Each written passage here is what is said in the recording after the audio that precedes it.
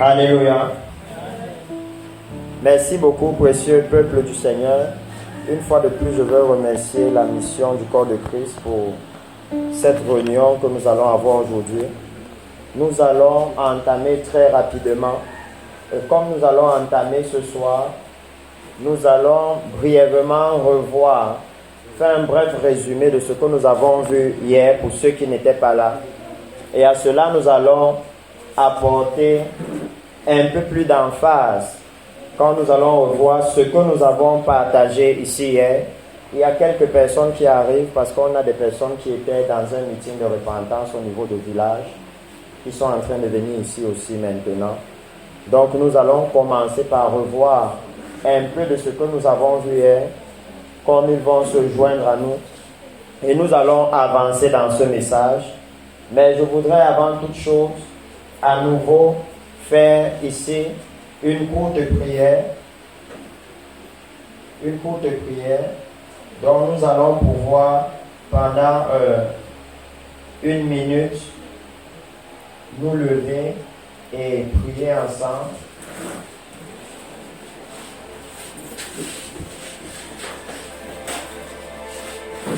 Alléluia.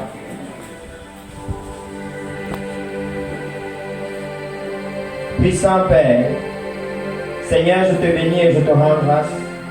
Et je te remercie encore pour cette merveilleuse opportunité que tu m'accordes ce soir de te servir. Éternel mon Dieu, voici ton peuple ici, ton peuple à Deido. Le peuple, éternel mon Dieu, qui a voulu écouter ce qui concerne maintenant la venue du Messie et la nécessité pour l'Église et la nation de retourner à toi. Seigneur, ce soir, si nous sommes devant toi, c'est parce que c'est de toi que nous attendons conseil et direction.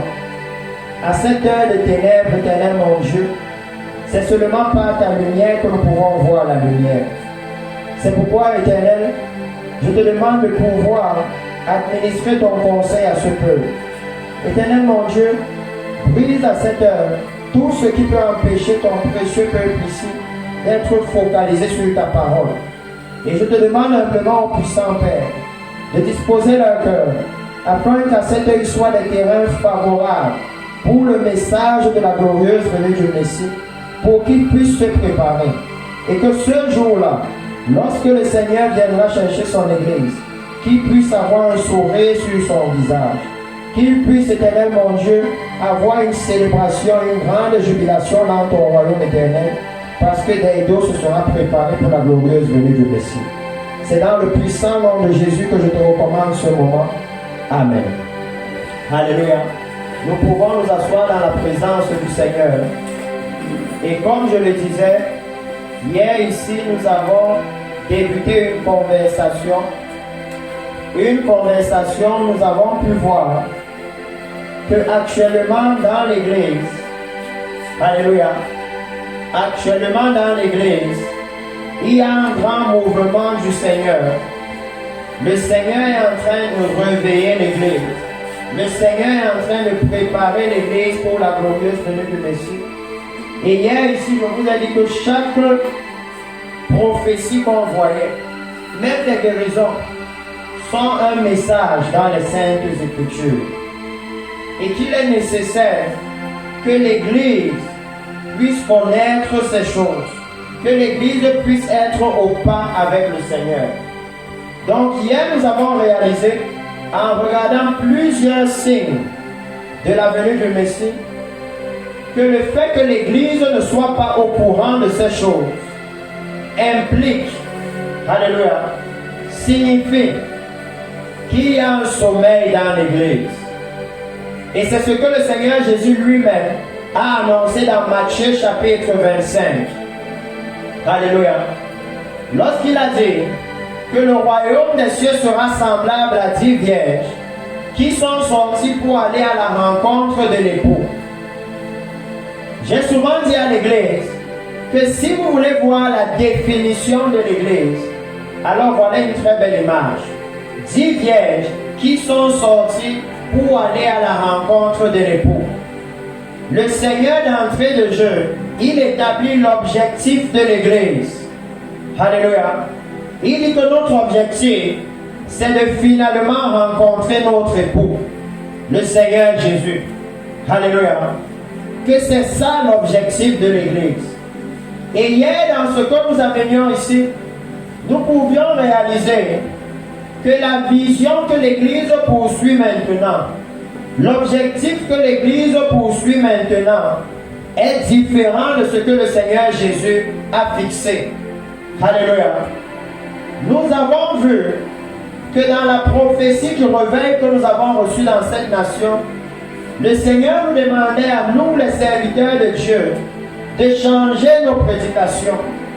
Littéralement, le Seigneur disait que c'est le moment de retourner prêcher la croix et le sang de Jésus. Alléluia.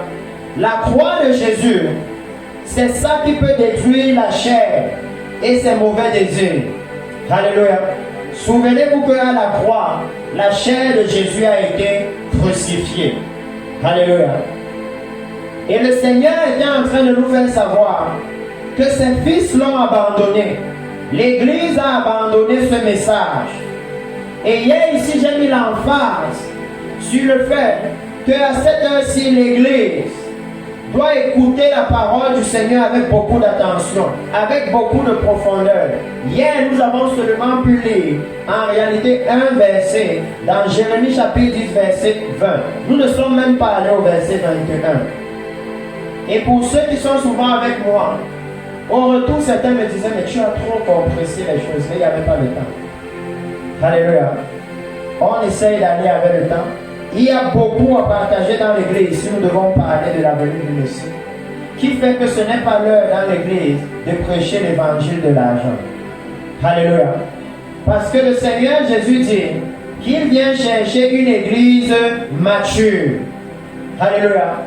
Et je dois dire à l'église à Deido qu'une église mature, ce n'est pas l'église qui a 10 ans de foi, 20 ans de foi. Alléluia. L'église mature est l'église qui se sanctifie. Alléluia. Et le Seigneur est en train de nous dire que la vision de l'église à cette heure, la vision que l'église poursuit à cette heure, est très faible. Elle n'a pas de puissance pour amener le réveil dans l'église, pour amener dans l'église la prise de conscience de l'heure dans laquelle nous sommes. Alléluia.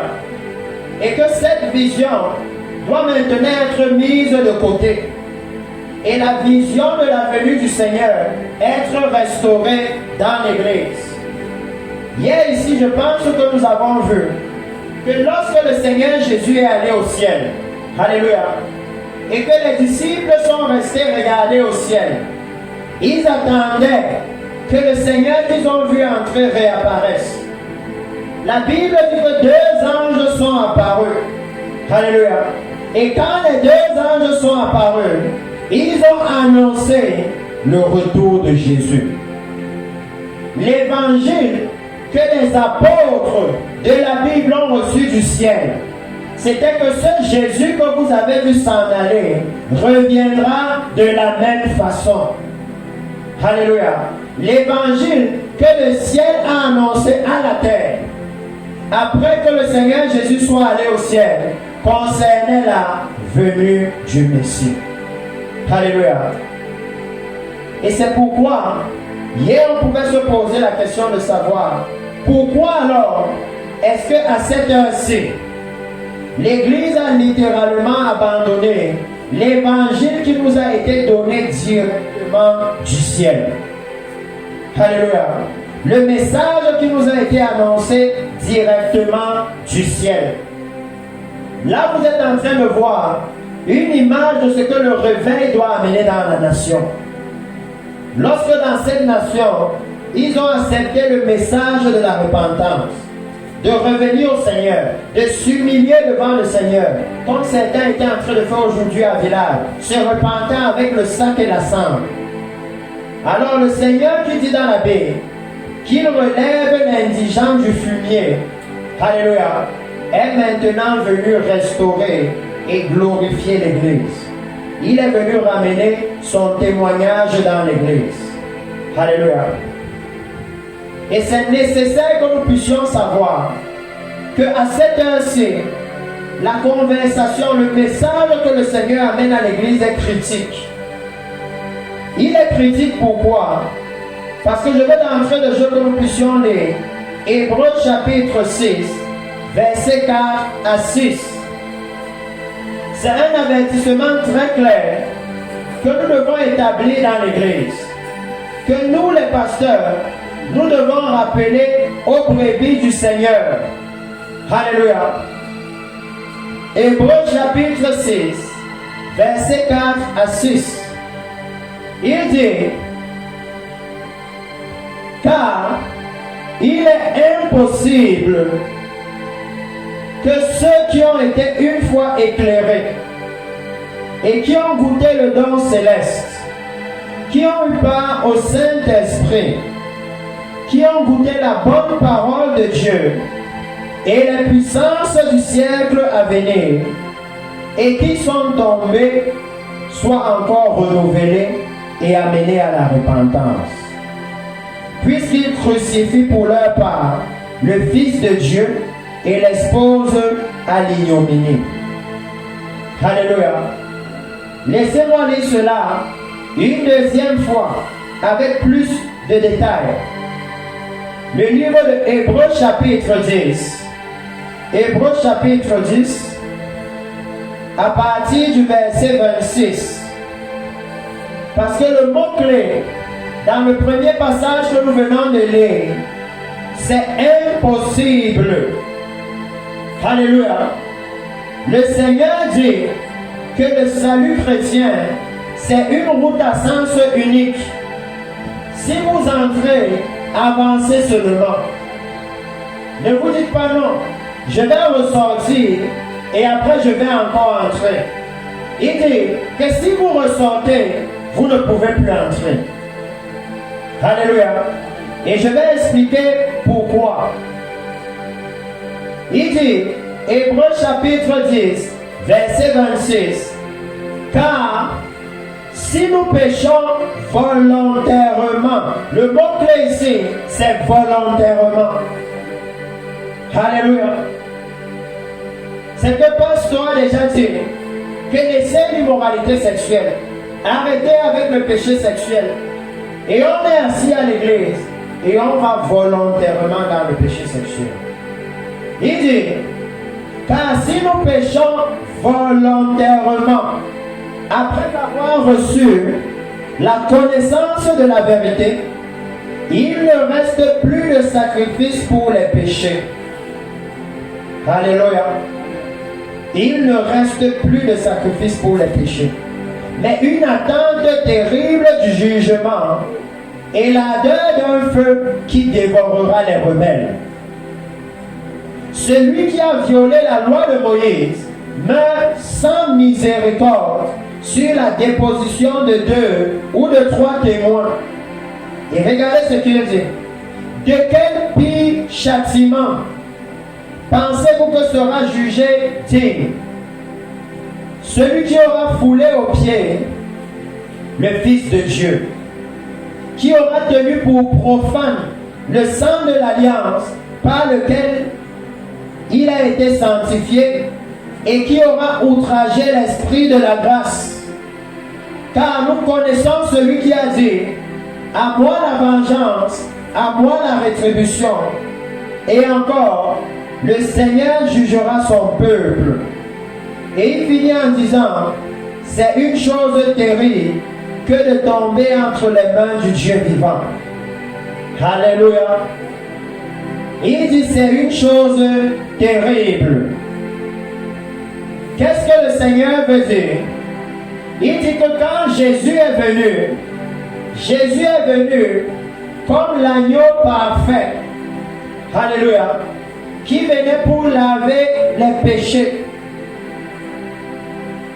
Dans le livre d'Exode chapitre 12, quand il devait sortir d'Égypte, le Seigneur a dit à Moïse, prends un agneau sans défaut. Alléluia.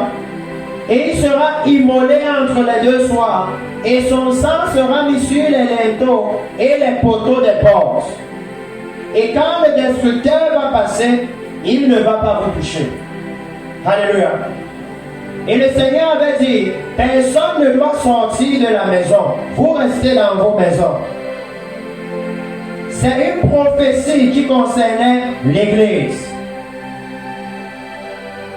Que l'Église aussi doit être recouverte du sang de l'agneau de Dieu. Alléluia.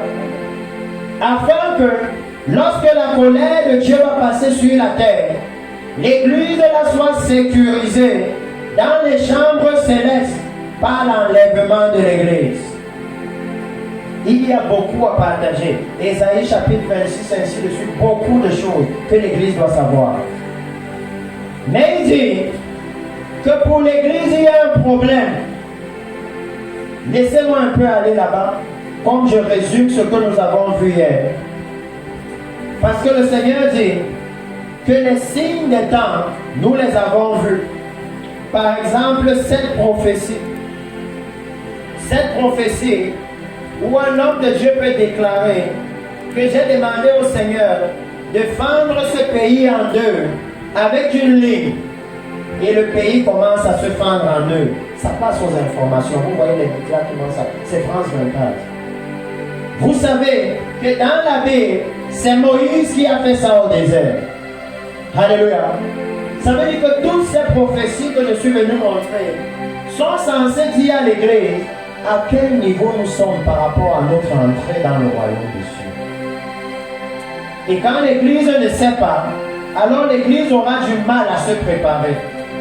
Donc si nous allons dans le livre d'Exode, je vais commencer au chapitre 11 et je vais aussi un peu parler de Samuel avant que nous ne parlions du vêtement de l'Église. Exode chapitre 11, parce que souvenez-vous, la première prophétie que nous avons suivie ici hier disait que dans Malachie, la Bible nous dit, souvenez-vous de la loi de Moïse. Malachie chapitre 4. Et vous avez vu beaucoup d'événements de la loi de Moïse. Ici, vous allez voir une plaie de sauterelles. Quelqu'un qui annonce que les sauterelles vont envahir. Et ça a touché 80 pays. 80 pays. Le Seigneur lui-même est en train de secouer la terre. Comme il a déjà fait dans la Bible, au temps de Moïse, il a envoyé Moïse avec les signes pour secouer l'Égypte jusqu'à ce que son peuple sorte. Alléluia. C'est la même chose que le Seigneur fait à la venue du Messie. Les tremblements de terre, les guerres, les bruits de guerre ont pour but que l'Église se prépare pour la venue du Messie. Que l'Église se prépare. Dans Exode chapitre 11, si je mets tout dans le contexte, après que le Seigneur est maintenant envoyé, et je peux même un peu avancer, parce que je voudrais dire que chacune de ces prophéties, c'est un message pour l'Église. Un important message pour l'Église. Par exemple, arriver à la plaie de sauterelles. Parce que dans Exode chapitre 11, juste en haut, je vois la plaie de sauterelles. Et c'est important que l'Église sache que c'est déjà arrivé. Mais au chapitre 11, il dit, l'Éternel dit à Moïse, je ferai venir encore une plaie sur Pharaon et sur l'Égypte. Et après cela, il vous laissera partir d'ici. Lorsqu'il vous laissera tout à fait aller, il vous chassera même d'ici. Parlez au peuple et que chacun demande à son voisin et chacune à sa voisine des vases d'argent et des vases d'or. Alléluia. L'Éternel fit trouver grâce au peuple aux yeux des Égyptiens. Moïse lui-même était très considéré dans le pays d'Égypte aux yeux des serviteurs de Pharaon et aux yeux du peuple. Moïse dit, ainsi parle l'Éternel. Alléluia. Parce que nous allons commencer par remettre l'emphase sur le temps. Alléluia. Écoutez ce que Moïse dit. Moïse dit, ainsi parle l'Éternel. Vers le milieu de la nuit, je passerai au travers de l'Égypte, et tous les premiers-nés mourront dans le pays d'Égypte. Alléluia. Depuis le premier-né de Pharaon assis sur son trône, jusqu'au premier-né de la servante qui est derrière la meule, et jusqu'à tous les premiers-nés des animaux. Alléluia. Il annonce un jugement qui va venir sur l'Égypte. Et il dit que tous les premiers-nés vont mourir, sans exception. Tous les premiers-nés. Souvenez-vous que le peuple hébreu est aussi en Égypte. Alléluia. Le Seigneur dit tous vont mourir. Et il précise que je vais passer vers le milieu de la nuit. Si vous vous souvenez, dans Matthieu chapitre 25, la Bible nous dit, au milieu de la nuit, on cria, voici l'époux, allez à sa rencontre. Ça veut dire que la Bible nous dit que le Seigneur Jésus va revenir vers le milieu de la nuit. Alléluia. Mais maintenant, lui nous dit dans la Bible, quand vous lisez dans le livre de Luc, que de deux qui seront sur un lit, un sera pris et un autre laissé. C'est pourquoi je disais ici hier que le salut de Jésus, le salut de la Bible n'est pas inclusif. Alléluia.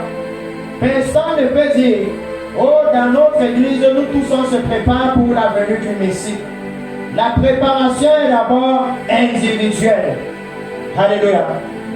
Il va aller plus loin, il va dire, des deux qui seront dans un champ, un sera pris et un autre laissé. Des deux qui moudront à la meule, une sera prise et une autre laissée. Si vous regardez cet temps dont Jésus parle, tout le monde sait qu'on ne fait pas le chant la nuit. Alléluia. Ça veut dire que l'Église peut comprendre que quand la Bible nous dit dans Matthieu 25 que ce sera au milieu de la nuit, il nous parle d'une autre horloge. Il nous parle du milieu de la nuit selon l'horloge de Dieu. Parce que selon l'horloge de Dieu, il dit depuis le livre de Genèse qu'il a appelé les ténèbres nuit et la lumière jour. Et il dit que les ténèbres selon Dieu, c'est le péché. Alléluia. Ça veut dire que le Seigneur Jésus va revenir au moment où le péché aura abondé à des idoles comme maintenant, sur la face de la terre comme maintenant, au point où sur la terre on a un mois entier pour célébrer l'homosexualité, ce qu'on appelle LGBTQ+. Un mois entier, au point où vous regardez les informations et vous voyez les gens dans la rue fâchés aux États-Unis parce qu'ils disent que vous devez nous laisser avorter. C'est une obligation, c'est un droit qu'on demande, c'est aux informations. Donc l'Église ne peut pas dire qu'on ne voit pas les ténèbres sur la face de la terre. Alléluia. Dans le livre de 2 Timothée, il a dit dans les derniers jours, il y aura des temps difficiles. Parce que les hommes seront arrogants, fanfarons, amis de l'argent, aimant le plaisir plus que Dieu, ayant l'apparence de la piété. Et j'aime toujours préciser à l'Église que si tous les premières caractéristiques qu'on donne parlent à tous les hommes, qu'on parle de ayant l'apparence de la piété, on parle à l'Église. Alléluia. C'est l'Église qui est censée avoir la vraie piété. Et il dit que dans les derniers temps, il y aura ceux qui ont l'apparence de la piété, ceux qu'on appelle prophètes, mais qui vivent dans le concubinage. Ils ont l'apparence de la piété. Ceux qui viennent à l'église tous les dimanches, mais qui peuvent mentir éhontément, qui mentent même au pasteur. Ils ont l'apparence de la piété, mais la force de la piété, ils rejettent. Alléluia. Il dit que quand vous voyez ces choses, les guerres, les bruits de guerre, les tremblements de terre, vous savez que nous sommes proches de l'heure de minuit. Alléluia. Et maintenant, il dit que l'instruction de l'heure de minuit, c'est ce que je veux commencer par amener ici. L'instruction de l'heure de minuit dit qu'à ce moment-là, c'est là où l'Éternel va passer et il va frapper les premiers-nés. Et il dit au verset 6 de Exode chapitre 11, il y aura dans le pays d'Égypte de grandes crues, telles qu'il n'y en a point eu et qu'il n'y en aura plus de semblable. Alléluia. Donc il annonce que quand le Seigneur va passer en Égypte, il va frapper tous les premiers-nés d'Égypte. Jusqu'ici, il parle de tous les premiers-nés. Alléluia. Même les servants et les serviteurs. Et vous devez lire en faisant très attention. La Bible que nous avons est remplie depuis l'Ancien Testament d'images de la venue du Messie. Alléluia. Avec les instructions. Les images de la venue du Messie. Avec les instructions. Et il dit que voilà le moment où il va venir frapper. Il dit maintenant que même le Seigneur introduit maintenant une clause. Alléluia. Mais parmi tous les enfants d'Israël, ça veut dire que jusqu'au verset 7, même les enfants d'Israël devaient être frappés. Le Seigneur est en train de dire quoi? Qu'en Égypte, vous avez vécu dans le péché. En Égypte, vous avez adoré les dieux d'Égypte. Alléluia. Souvenez-vous, Israël était en train de bâtir les pyramides de Pharaon. Comme aujourd'hui, si on regarde souvent l'église, dans l'église, on est en train de bâtir le monde. Tout ce qui est dans le monde se trouve dans l'église. C'est la même chose que Israël faisait. Il bâtissait le royaume de Pharaon. Alléluia. Et il dit que non, mais pour eux, mais parmi les enfants d'Israël, depuis les hommes jusqu'aux animaux, pas même un chien ne reliera sa langue, afin que vous sachiez quelle différence l'Éternel fait entre l'Égypte et Israël. Alléluia. Il commence à élever comment Dieu fait la différence entre son peuple et ceux qui ne sont pas son peuple. Et il dit, alors, tous tes serviteurs que voici descendront vers moi et se prosterneront devant moi en disant, sors, toi et ton peuple qui s'attache à tes pas. Après cela, je sortirai. Moïse sortit de chez Pharaon dans une ardente colère. L'Éternel dit à Moïse, Pharaon ne t'écoutera point, afin que mes miracles se multiplient dans le pays d'Égypte. Moïse et Aaron firent tous ces miracles devant l'Éternel, devant Pharaon. L'Éternel endurcit le cœur de Pharaon, et Pharaon ne laissa point aller les enfants d'Israël hors de son pays. Alléluia. Si ceux qui étaient là hier et qui ont vu beaucoup de signes sont toujours dans le même esprit que moi, ici ils peuvent réaliser le but de ces signes. Alléluia. Le Seigneur dit que le cœur de l'Église s'est endurci et que le but de ces signes, c'est de briser les cœurs qui sont devenus durs. Le Seigneur dit que l'Église est arrivée à un point haut. Leur dit, repentez-vous, regardez les conséquences du péché sexuel. C'est que nos jeunes sœurs meurent dans les avortements. Parfois, nos grands-mères se retrouvent avec 3, 4, 5 petits-fils, elles ne savent pas comment les nourrir. Elles pleurent à la maison. Et même celle qui a les enfants encore dehors, à la rue de la joie. Elle n'a pas appris de la leçon. Alléluia. Et dimanche, elle est à l'église. Il dit non. Leur dit simplement que non, ça c'est mauvais. Regardez les conséquences physiques, c'est devant vous, n'est pas suffisant. Que l'Église est retombée à un niveau où il faut les signes, les prodiges et les miracles. Parce que Pharaon, que vous voyez ici, représente la chair de l'Église. L'Église est devenue charnelle. Quand Moïse est venu vers Pharaon, Pharaon lui a dit, qui est l'Éternel pour que je lui obéisse? Je ne connais pas l'Éternel. Et quand vous lisez les épîtres ils vous disent que la chair ne connaît pas Dieu et elle ne peut même pas se soumettre à Dieu.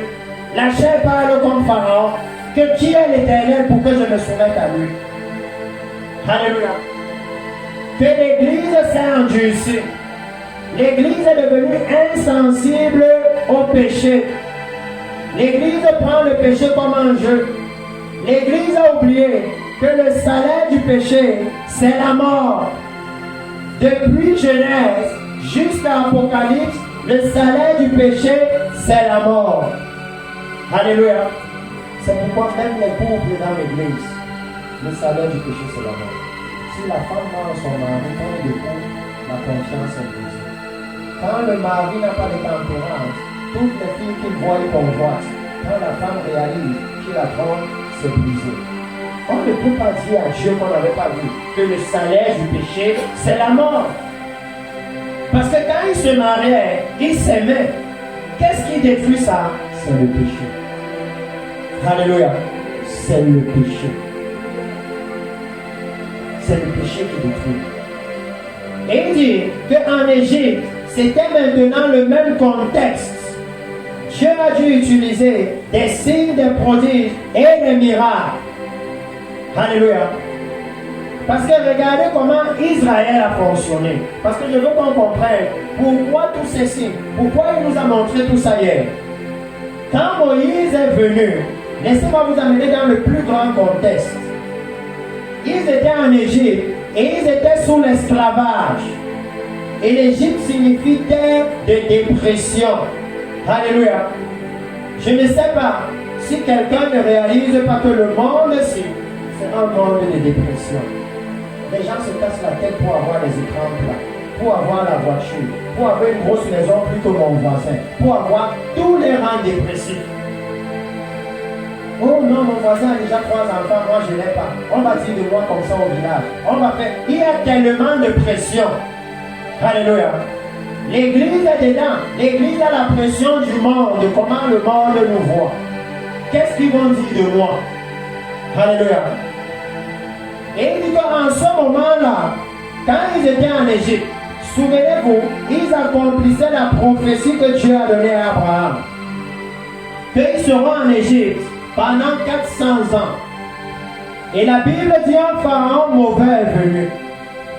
Alléluia. Et il a commencé à maltraiter le peuple du Seigneur. Et quand il a commencé à les maltraiter, il est devenu très abusif. Au point où il a décidé à un moment que tuons les premiers-nés, tuons les garçons. Alléluia. Tous les enfants mâles, tuez-les. Laissez-moi vous dire ce que ça signifie pour l'Église. Parce que c'est un accomplissement maintenant. Oh oui. Il dit que ce que l'ennemi visait, c'était de détruire Israël, d'effacer Israël. Parce que pour que Deido persiste, il faut que les hommes de Deido soient vivants. S'il n'y a que les femmes, elles vont se marier au Aqua et dans 10 ans on oublie Deido. Les femmes ne perpétuent pas le nom de leur lignée. Alléluia. L'Église doit savoir que la raison pour laquelle il dit dans la Bible que dans le royaume des cieux vous serez comme des anges. Vous ne prendrez plus de femmes, les femmes ne prendront plus de mari. Alléluia. Il dit que là-bas vous n'avez pas besoin d'avoir les enfants. Parce que généralement, la raison pour laquelle nous voulons les enfants, c'est pour perpétrer notre lignée. C'est pour que notre nom demeure. C'est ce que Abraham enseigne à l'Église. Quand il dit que me voilà, je parle, et c'est Élisée de Damas qui sera mon héritier. Mon nom va disparaître de la face de la terre. Mais regardez comment, à cause d'Israël, jusqu'aujourd'hui, on connaît Abraham. Alléluia. Il dit que les enfants auxquels vous donnez naissance là, le message derrière eux, c'est l'éternité de l'âme. C'est que votre nom demeure tant que votre progéniture demeure. Alléluia. Quand on voit votre fils, on se souvient toujours du Père. C'est le fils de tel, c'est le fils de tel. Alléluia. Sa mémoire ne peut pas être effacée. Et il dit que lorsque Pharaon a décidé que non, tuer tous les enfants mâles. Il voulait exterminer Israël. Alléluia. Il voulait détruire tout Israël.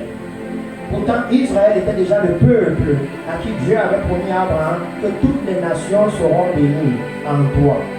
Ça veut dire que le Messie doit venir par ta lignée, par ta descendance. Et l'ennemi voulait tout faire pour que le Messie ne vienne pas. Alléluia.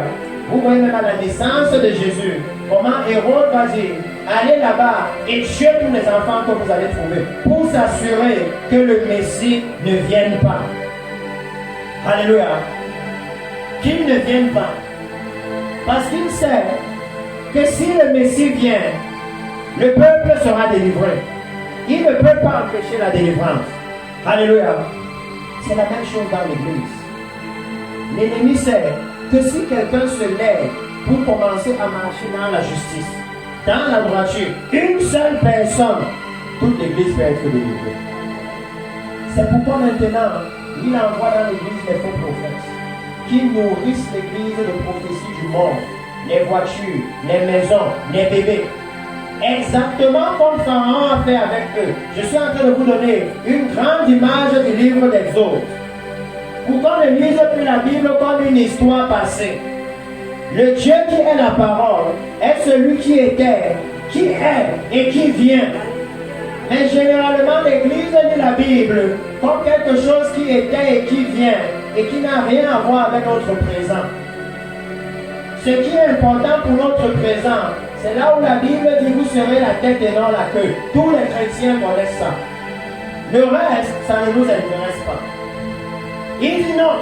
Quand Moïse est venu, et quand Moïse a montré les signes aux anciens d'Israël, ils sont allés voir Pharaon. Et ils ont dit à Pharaon, laisse-nous aller adorer le Seigneur.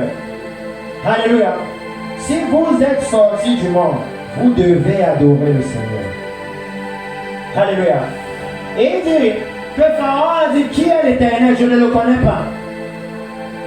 Je ne peux pas vous laisser partir. Regardez ce que Pharaon a fait. Pharaon a dit, augmentez leur charge de travail. Alléluia. Ils sont paresseux, c'est pour ça qu'ils veulent passer. Augmenter leur charge de travail. Pourquoi? Pour qu'ils n'écoutent plus Moïse. Alléluia. Pharaon savait que si les gens-ci continuent d'écouter ce que Moïse leur dit, il est venu mettre la rébellion dans leur cœur. Il est venu mettre la révolte dans leur cœur. Alléluia. S'ils continuent d'écouter le message de Moïse, ils vont finir par sortir du pays. Alléluia. Souvenez-vous que Pharaon disait déjà que c'est un peuple puissant. Ils sont nombreux, ils sont forts. Si une guerre arrive, ils vont se joindre à l'ennemi. Pharaon avait déjà peur d'eux. Alléluia. Et je veux dire à l'église ici que c'est la même chose pour vous. Si vous êtes né de nouveau, l'ennemi a déjà peur de vous. Parce que vous êtes un potentiel libérateur. Alléluia.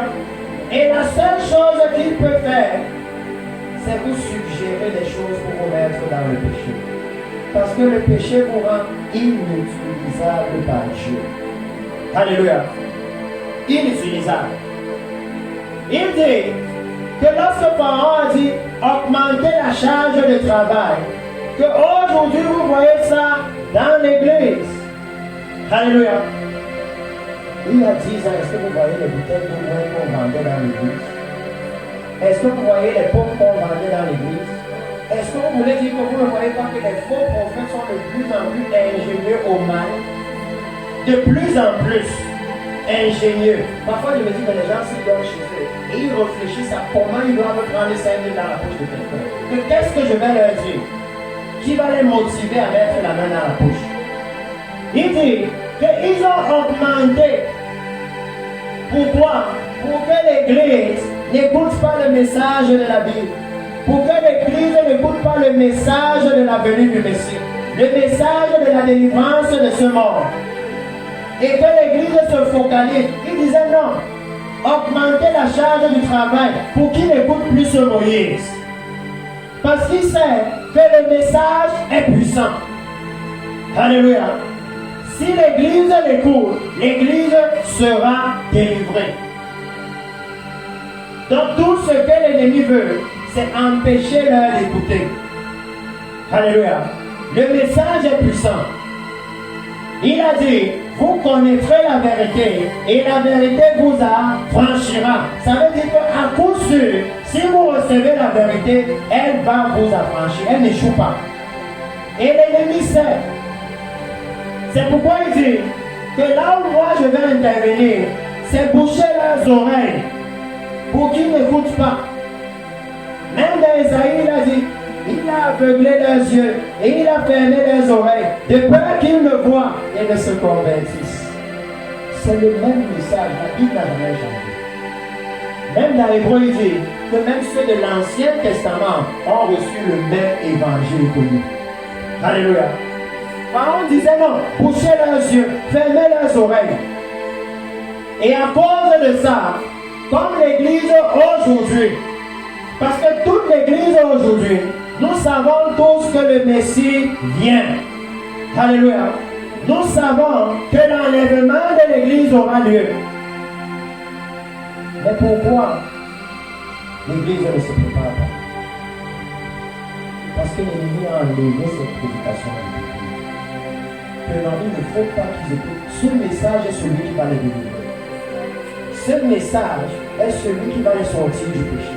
Parce qu'une fois que le royaume des cieux est entré dans ton cœur, comme ici à Daido, on aime aller en Bengue.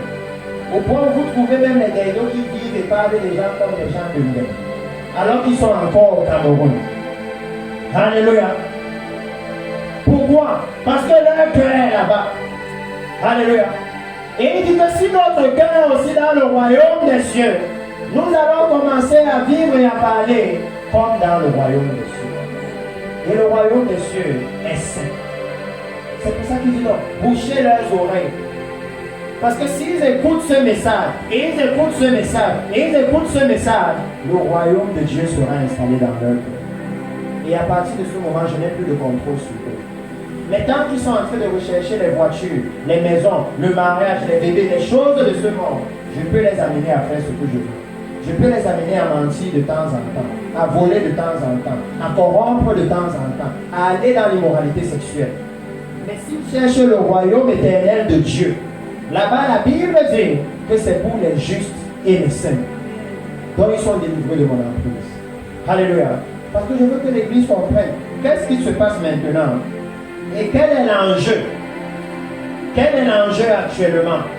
Parce que quand le Seigneur a parlé, le Seigneur a clairement fait savoir, et c'est de cette visitation que le Seigneur parlait à Moïse. Il a dit dans Exode chapitre 12, l'Éternel dit à Moïse et à Aaron, dans le pays d'Égypte, ce mois-ci sera pour vous le premier des mois, il sera pour vous le premier des mois de l'année. Parle à toute l'assemblée d'Israël. Parlez à toute l'assemblée d'Israël et dites, le 10e jour de ce mois, un prendra un agneau pour chaque famille, un agneau pour chaque maison. Si la maison est trop peu nombreuse pour un agneau, on le prendra avec son plus proche voisin, selon le nombre de personnes. Vous compterez pour cet agneau, d'après ce que chacun peut manger. Alléluia. Ce sera un agneau sans défaut, mâle, âgé d'1 an. Vous pourrez prendre un agneau ou un chevreau. Vous le garderez jusqu'au 14e jour de ce mois. Et toute l'assemblée d'Israël l'immolera entre les deux soirs. On prendra de son sang et on en mettra sur les deux poteaux et sur le linteau de la porte des maisons où on le mangera. Cette nuit même, on en mangera la chair rôtie au feu, et on la mangera avec des pains sans levain et des herbes amères. Vous ne le mangerez point à demi-cuit et bouilli dans l'eau, mais il sera rôti au feu, avec la tête, les jambes et l'intérieur. Vous n'en laisserez rien jusqu'au matin, et s'il en reste quelque chose le matin, vous le brûlerez au feu. Alléluia. Quand vous le mangerez, vous aurez les reins sains, vos souliers aux pieds et votre bâton à la main, et vous le mangerez à la hâte. C'est la Pâque de l'Éternel. Alléluia. Et il dit, cette nuit-là, je passerai dans le pays d'Égypte et je frapperai tous les premiers-nés du pays d'Égypte. Alléluia. Depuis les hommes jusqu'aux animaux, et j'exercerai mes jugements contre tous les dieux de l'Égypte. Je suis l'Éternel. Et maintenant, il dit, le sang vous servira de signe sur les maisons où vous serez. Je verrai le sang et je passerai par-dessus vous, et il n'y aura point de plaie qui vous détruise quand je frapperai le pays d'Égypte. Alléluia. Le Seigneur dit que pour l'Église, dans le livre de Jean chapitre 1 verset 29, alléluia, il a donné la révélation. Jean-Baptiste était en train de baptiser et soudain il s'est arrêté et il a pointé quelqu'un et il a dit, voici l'agneau de Dieu qui ôte le péché de l'humanité. Alléluia. Il dit que le Seigneur était en train de dire que Jésus va venir et il va aller à la croix. Et quiconque va se recouvrir du sang de Jésus, le sang de Jésus dont la Bible nous dit qu'il nous purifie de tout péché. Alléluia. C'est celui-là qui sera sauvé. Il dit que quand le moment de la colère de Dieu, du jugement de Dieu sur la terre arrive, ce qui fait la différence entre l'Église et le monde, c'est le sang de l'agneau. Alléluia. Parce que la Bible dit, même dans la loi de Dieu dans Lévitique, que tout ce que le sang de la victime expiatoire touche est sanctifié. Alléluia. Donc je dois demander à l'Église ici aujourd'hui, est-ce que nous sommes couverts par le sang de l'agneau? Parce qu'il dit que si le sang de l'agneau vous a touché, il vous sanctifie automatiquement. Est-ce que dans l'Église, le sang de l'agneau, le sang de Jésus est encore au centre de la prédication? La mort de Jésus à la croix. Alléluia. Est-ce que c'est encore au centre de la prédication? Parce qu'il dit que le message que Moïse amenait, c'était le message de Jésus va venir et il va mourir à la croix pour que vous soyez délivrés du monde. Pour que la colère à venir ne vous atteigne pas. Alléluia. Est-ce que cet évangile est encore dans l'Église au moment où on parle? Parce qu'il dit, c'est au milieu de la nuit que je vais venir. Et il a donné beaucoup d'instructions. Je n'aurai pas le temps de tout lire. Je vais prendre par exemple le livre d'Exode, chapitre 4. Parce qu'il dit là-bas que si la maison est trop peu nombreuse, merci beaucoup. Si la maison est trop peu nombreuse, pour un agneau, on le prendra avec son plus proche voisin. Alléluia. J'aime quand la Bible donne des instructions. Parce que ici, il dit qu'il n'y a pas l'option que l'agneau soit petit. L'agneau est suffisant. Alléluia. Il n'y a pas une église là où l'agneau ne peut pas délivrer tout le monde. Il dit que l'agneau sera toujours suffisant pour que l'église mission de Christ évangélise même le voisinage. Il n'y a pas l'option que non. Si l'agneau est trop petit, allez tuer un autre. Ça n'existe pas. Il y a un seul agneau parfait de Dieu. C'est le Seigneur Jésus. Il n'y a pas deux. Et il dit que la mort du Seigneur Jésus à la croix est suffisante pour racheter l'église. Suffisante pour que l'église qui a déjà mangé aille racheter le reste de Daïdo. Alléluia. C'est pourquoi le problème est de savoir, est-ce que l'église est d'abord en train de manger? Parce que le Seigneur est en train de vous dire qu'à l'heure de minuit, au moment où le Seigneur Jésus vient, alléluia, il y a un repas spécial pour l'église. Il y a une nourriture particulière que l'église doit manger.